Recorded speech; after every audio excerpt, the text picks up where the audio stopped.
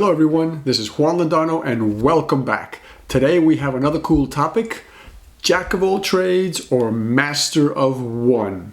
So let's talk about that, let's analyze them, pros and cons, and let's figure out which one suits us.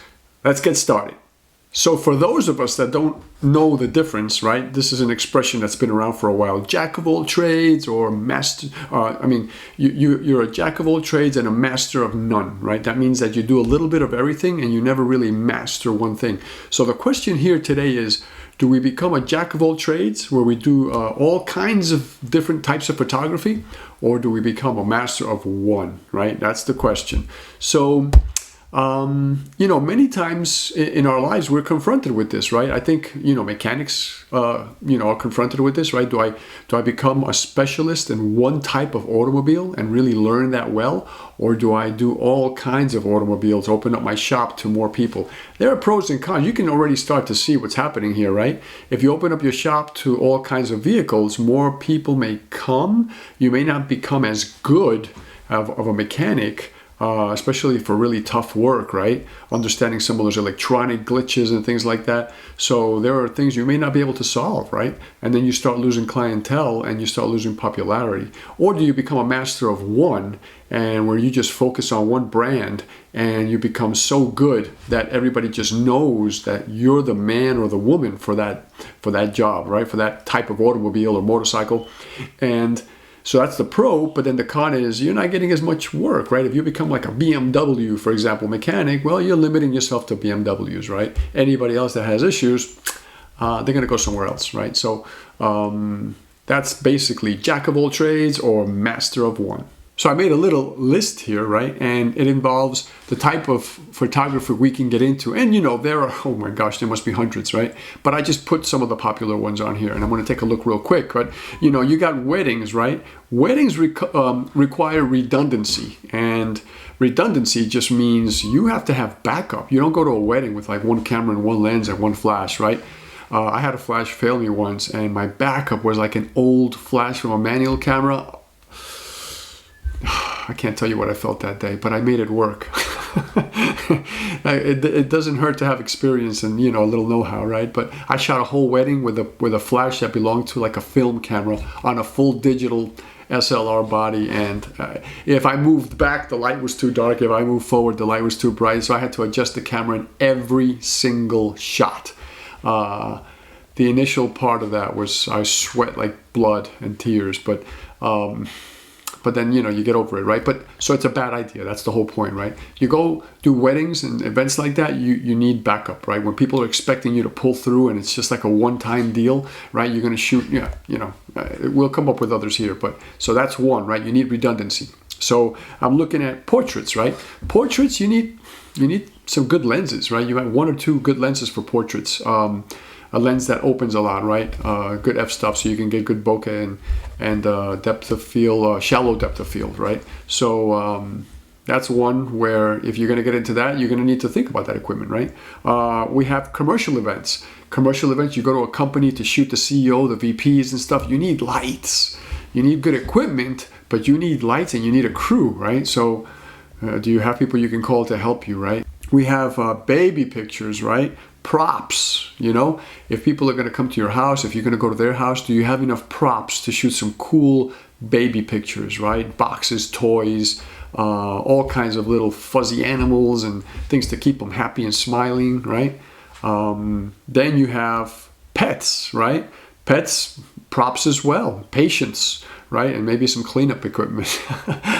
God forbid they poop on your set or do, pee or whatever, right? But you got to be ready for that stuff. Divorce pictures. There's an interesting genre. Some people haven't thought of that one. But you can take some interesting pictures. In this case, you need to be sharp with ideas, right? And you need to be really good with people because you're going to be dealing with people sometimes not in their best. So that's one. Product photography, right? You need equipment. Do you have a photography tent and some special lights for that? Maybe some macro lenses, right? If you're doing a big job for a company, then of course some backup equipment, right? And finishing off with like real estate, you need some wide angle lenses, right? Back to equipment and lenses. fashion photography, some good backdrops, right? Lighting as well is important. So if you dive into all of these and you're going to accept jobs, right? Because you can use the money and the experience, right? These are the things that will surface when you start to do these jobs. Do I have this? I may have to run out and buy it, right? So that's basically the question. Is this a good idea, right? To take on all kinds of jobs that come my way, that people throw at me. You remember the answer from one of my other videos? It depends. Oh, I know people love that answer. It's annoying sometimes, right? It depends. Well, it does. It depends, right? It depends on many things. So it's going to depend on your personality. Can you go on a Friday evening after work or whatever, after the people are off from work, go set up, equipment, a backdrop and some lights at somebody's living room and shoot family portraits with, Aunt Annie and Grandma and be there for an hour taking care of them and you have the equipment to do that, and then show up at a wedding on Saturday, right? Shoot a whole wedding all day and have the personality and the charisma to deal with, you think Friday was bad and 10 people were standing around looking at you set up and posing them, right? You got to know how to pose. Pose people and pose pets and pose children. But, now you're Saturday, now you got 100 people looking at you, 150, 200, right? And you're guiding this whole thing, right? And then Sunday, you may be asked to do family portraits outside and, at the lake or in the park, or maybe you're doing baby pictures. And then Monday evening, you may have, pet pictures. I mean, do you have the personality to switch back and forth like that, dealing with children, dealing with families, dealing with product photography where you're on your own one day? And so, we have to be conscious of that, right? We have to be really flexible with our personality. Then there's the money up front, right? If I accept a job shooting a child, I may have to buy a few props, right? Next week and I take a wedding, whoa, I need a couple of really important lenses and some backup flashes and I need 2 cameras, right?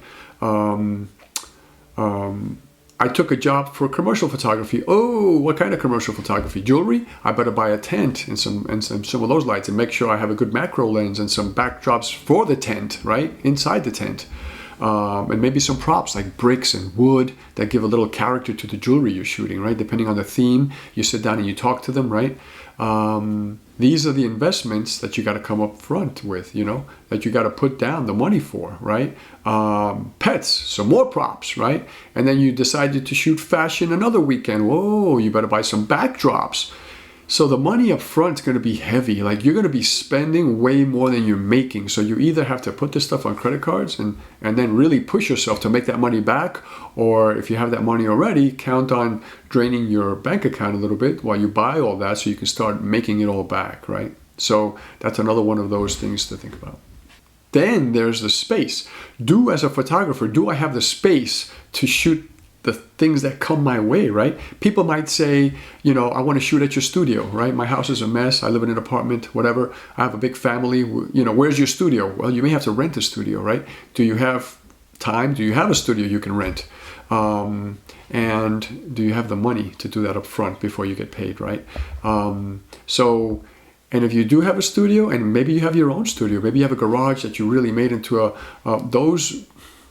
those are the things. Check. You got to go down that list. Make sure you have all that because you're taking all kinds of jobs. What if you get a call and you've become the photographer that accepts it all, right, and does really good work? You shot a couple of really nice motorcycles. Now you get a call from a person that owns an exotic car, and they want to know if you can shoot their exotic car. If you say yes, you better be prepared to have some place that you can set up a huge light box and all kinds of things that you can fit this car without a noisy background, right? Is it going to be outdoors? Maybe that's a way to get around it, but they may want something indoors. So can you rent a studio? Do you have the space? That's the question you have to ask yourself. And then there's travel, right? If you don't have your own studio, are you willing and do you have the time to travel to people's, you got a job 2 hours from now to shoot an exotic car, and then you got a wedding in this location, which location, weddings are location events, right? But just be prepared, right? If you don't have your own studio set up where people are coming to you for portraits and pets and babies and maybe some product photography, you've made yourself, available for all kinds of gigs, those included, that you can do out of your basement. But But now you have to travel to places to shoot product photography. Maybe you're shooting a building, architecture, real estate. There's one we forgot, that we're not spending a lot of time talking about, but real estate, right? You got to travel all around town. So do you have that time, right? Do you have a 9-to-5 job or some other kind of job, right? 5 to 9 job, or the opposite, right? Second shift, third shift. That's going to get in the way of doing some of these things. So it depends, right? Is that photography where you accept all kinds of jobs? Is that photography good for you? Good for me? It depends, right? Do we have the time? Do we have the space? Do we have the money up front? And do we have the personality to deal with all these different kinds of jobs? CEOs of a company, wedding, an angry bride, Uncle Bob, which used to be a photographer and walks around with you in the whole wedding telling you what to do. I've met Uncle Bob. He's a pain in the butt. So obviously there are some advantages to being a jack of all trades, right? Jack of all trades, the money could be better if you market yourself right because you're involved in everything, right? You put that money down up front so you can buy all this stuff, but now the jobs start coming. You may have to get an assistant, to help you. Maybe if you get somebody good enough, you can send them to one gig and you go do another, right? So on Saturday, you may cover 2 or 3 gigs. You got somebody shooting some product photography in their home. You got somebody doing a light wedding for you because they're that good. And then you're doing like something else, right? Like a corporate event at a park or something like that. So, yeah, that's cool. The money is there. You're flexible. You're taking all kinds of jobs. It opens doors, right? You also gain tons of experience. Could you imagine? You become good at shooting, flowers. You become good at shooting people. You become good at shooting pets, at shooting children and dealing with children, at shooting buildings, at shooting corporate. It just goes on and on. You develop this amazing experience when you open yourself to being a jack of all trades, right? And you have more to talk about. So here's another one. You gain knowledge of tools, right? Now you're working with different software. Like what if you decide to do video? Now you got to learn to edit and you got to get software for editing videos. And I want to do videos from the sky. So you get a drone, more tools. So you become knowledgeable of different tools, software, hardware, right? Different apparatuses and you got to learn to use them, right? So you start diving into all these areas and you can become pretty decent in all these things, right? I'm not going to tell you can't. And let's not forget content, right? What if you decide to work as a content provider and you decide to put out videos on Instagram, YouTube, whatever? You got more to talk about, more to explain, more to teach because you've done so much more. You shot all this and you're continuing to shoot all this. You can advise people, if you're going to do this type of photography, don't waste your time buying this equipment, buy that equipment instead, or don't take all this crap with you. Only take this because 90% of the time you're only going to use this, right? So content providing knowledge, right? Absolutely. Jack of all trades for sure. So instead of talking about the disadvantages, that already kind of comes out by looking at the advantages. Let's be positive. Let's focus on advantages. So let's talk about the advantages of being the master of one, right? What does that get me, being a master of one trade, being really good at one thing? Well, for starters, the opposite of the other stuff, right? Refined knowledge, not this broad knowledge, refined knowledge. You become the guru, right? If you are like the, child photography person, you become known in your town, in your city, right? Everybody starts to see your work and you're getting better and better because you're getting more creative. You're pushing your bounds. That's the only type of photography you're doing. So you're experimenting, you're watching, videos on it, you're reading books on it, you're really pushing your bounds and you're buying all this cool stuff and you're getting creative and you may even hire an artist to do backdrops and props for you. And before you know it, you're doing stuff that no one else is even touching and hasn't even thought of, right? You are just the person for this. And when it comes to child photography or pet photography, whatever it is that you decide to do, you become the name, right? That everybody just wants, right? I don't know how you say her name, if it's Gedges or Hedges. She has the little babies in the pea pod and in the flower, and oh my gosh, like when I had my child, if there was a way that I could have pulled that off and met her and had my baby photographed that way. Otherwise, I'm going to be looking for a way to do that, right? To come up with the props, and I could have. I just, I did other things with my baby's pictures. But imagine, right? You become that person that everybody wants to go to, right? So definitely that product knowledge, that, refined knowledge. So you become really the user of strategic tools and equipment, right? What does that mean? Well, you're not using tools for everything, for video and software, and photography and all this stuff that you end up downloading. No, you become a user of very strategic equipment and tools. So you have your master editing suite for pictures or video, whatever it is you decide to do. You have your equipment, the camera, the lens that's appropriate for that field. You have the lighting that's appropriate for that field, and that's all you carry. You don't have to carry tons of stuff, or not even carry, but store, right? You don't have to store all that stuff. You might not, some people don't have all that storage space. And even if you do, why would you want to store more stuff than you need, right? So when you become that master of one, you focus on tools and equipment that's completely strategic to what you're doing. And that's amazing, right? Less money to buy all that stuff, less space. And here's another one, true mastery in the field, right? We already talked about that, but you just become that person. And you see like in movies where they call an expert to the stand because they're like my cousin Vinny, right? The FBI expert that was an expert in tires, and and he got torn apart by the actress, which Marissa Tomei, right? That's a fantastic movie. If you haven't seen that, it's called My Cousin Vinny, classic. And I peed in my pants laughing the first time, and I still get a pretty good laugh out of that movie. It's a classic. But so how do you become an expert, right? Well, you do something so much that you become respected by everyone, right? And you may end up on a trial sometime because you just happen to be the expert in that field, and they need your advice, right? They need your true, honest opinion. But even if you don't end up on a trial, right? You're just the expert that people count on. Somebody may be doing a video, and in the middle of the video, they may call you, and because that's kind of cool too, right? And they want to know what your thoughts are, or what you've learned, or what you think. And that's kind of nice when you become that expert, right? And the bottom line of all of this is that you basically dominate the market. You are, the enlightened one in that field, right? And there's nobody else. I mean, you're the name that comes up anytime, child photography pops up into anybody's head. So as a conclusion, master of one or jack of all trades, right? And if you make it flow nicely, it's jack of all trades or master of one. Which one do you become? It depends. You have the background now. We talked about it a little bit, at least to analyze what you would want to do in this situation, right? The pros for each one. Which one suits you? Which one suits your personality? Which one suits your wallet? Which one suits your lifestyle, right? Which one makes you happy? We talked about that in the first video, second video, right? You got to do what makes you happy. And sometimes that's it. That's all that matters.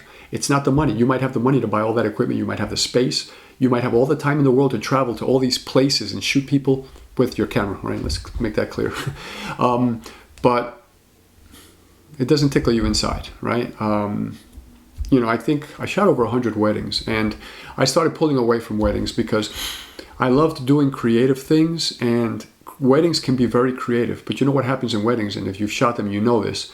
Wedding day, those 45 minutes you had to shoot the bride and the groom and go out for a walk with them and get really pretty pictures and get really creative, all of a sudden you're down to 10 minutes because everything's falling behind schedule and the people are waiting to eat. And photographer, you have 5 to 10 minutes, and all of a sudden you're rushing and you're just trying to work with the light. Now it got later in the day, and you're upset because you don't have the light that you planned on, and maybe you didn't even come prepared for the equipment for that light, right? So you start to feel beaten up, right? And you go, you know what? I'm not really doing what I started wanting to do in this field, right? So I kind of shied away from weddings.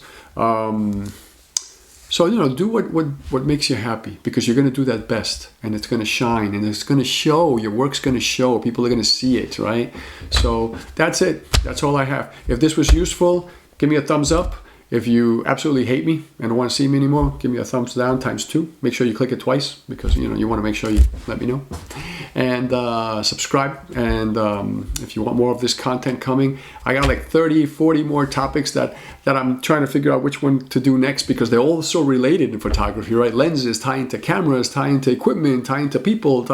So it's like I sit there for like an hour trying to figure out what I want to do next. But I don't even know what's coming next. But subscribe, and I'll keep this content coming. I want to keep it shorter. I apologize for the longer videos up front. I was so interested in the content, making sure that everybody got good content, that I would just speak my mind and speak all my experience. And I started forgetting, I'm making these too long. People don't have, half a life to give to me to learn something. So I'm making these quicker now. Thank you, and have a wonderful rest of your day, evening, morning, wherever you are in the world.